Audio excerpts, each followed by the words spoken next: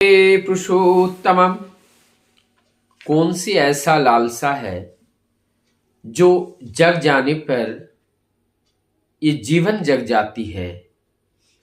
कौन सी ऐसा लालसा है जो लालसा जीवन में अगर जग जाए तो ये जीवन सार्थक हो जाती है।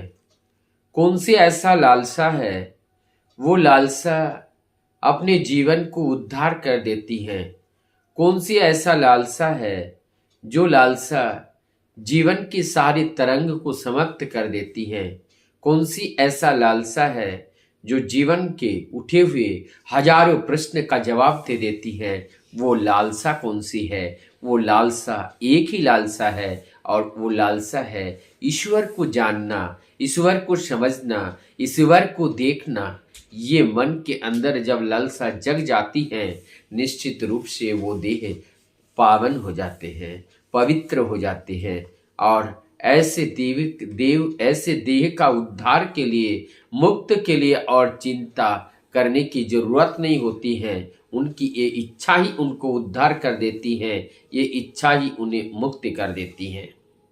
तो ये जो इच्छा जागृत होती है, ये अगर हम कहें हमारी पौराणिक शास्त्र ग्रंथ में कि किसी के अंदर ये इच्छा जागृत हो रहे हैं कि भगवान कौन है, कहाँ रहते हैं, कैसे खाते हैं, फिर भगवान के प्रति चिंताएं होती हैं।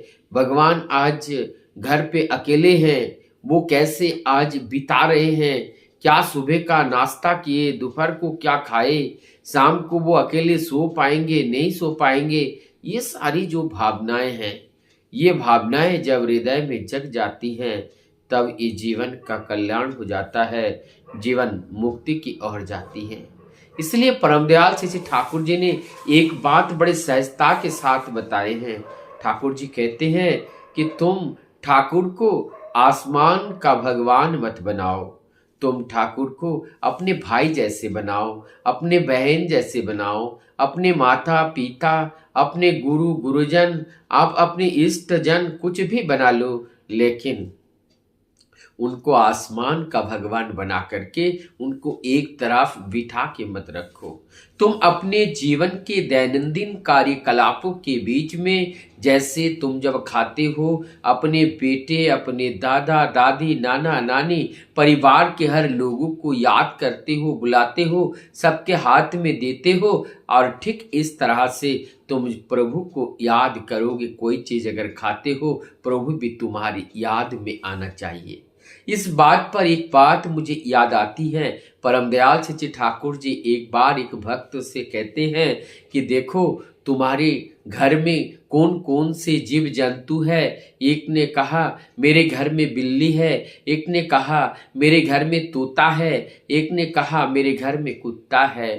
ठाकुर जी कहते हैं तुम जब एक हफ्ते के लिए घर से बाहर चले जाते हो, तो तुम बाहर जब रहते हो, तुम्हें घर में रहने वो जो पशुओं के बारे में याद आती है या नहीं आती है।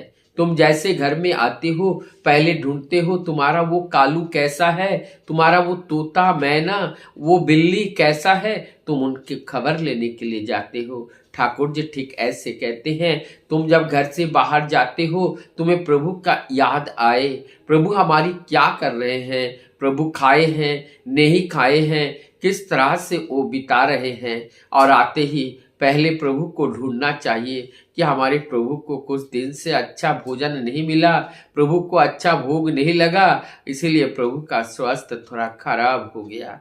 ऐसी भावनाएं, ऐसी चिंतन जब आ जाती हैं, भगवान साक्षात वो मृन्मयी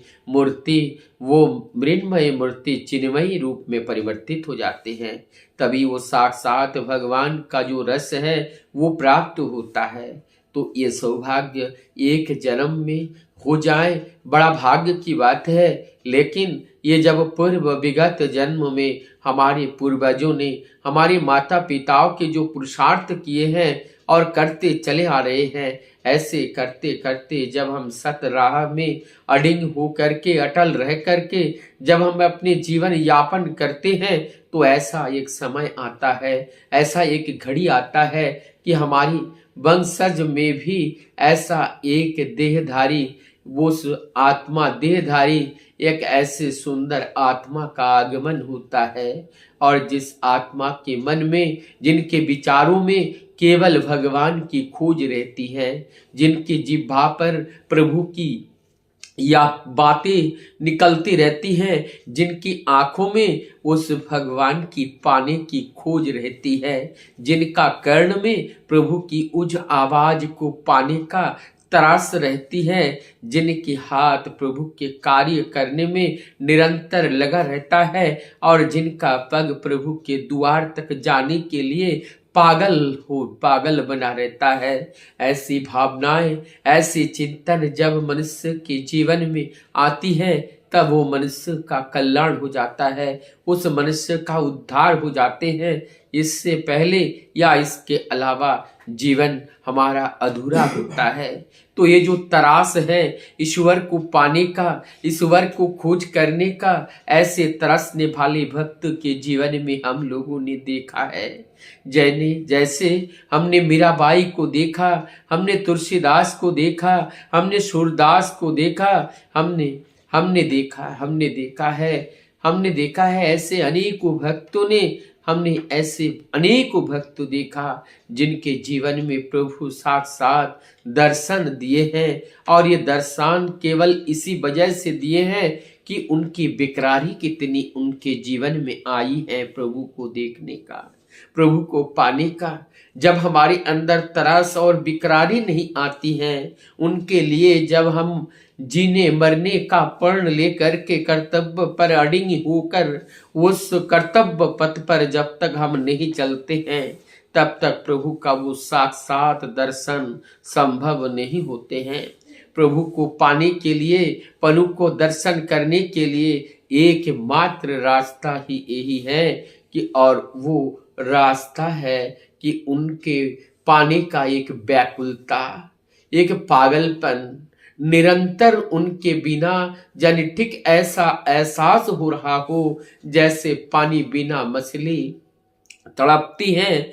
और ये हमारा ये तन भी ऐसा होना चाहिए कि प्रभु के बिना वो तड़पे, प्रभु को बिना वो अपने मर्म में प्रभु को याद करते हुए दोनों आंखों से अश्रुपूरित नयन से प्रभु को याद करे।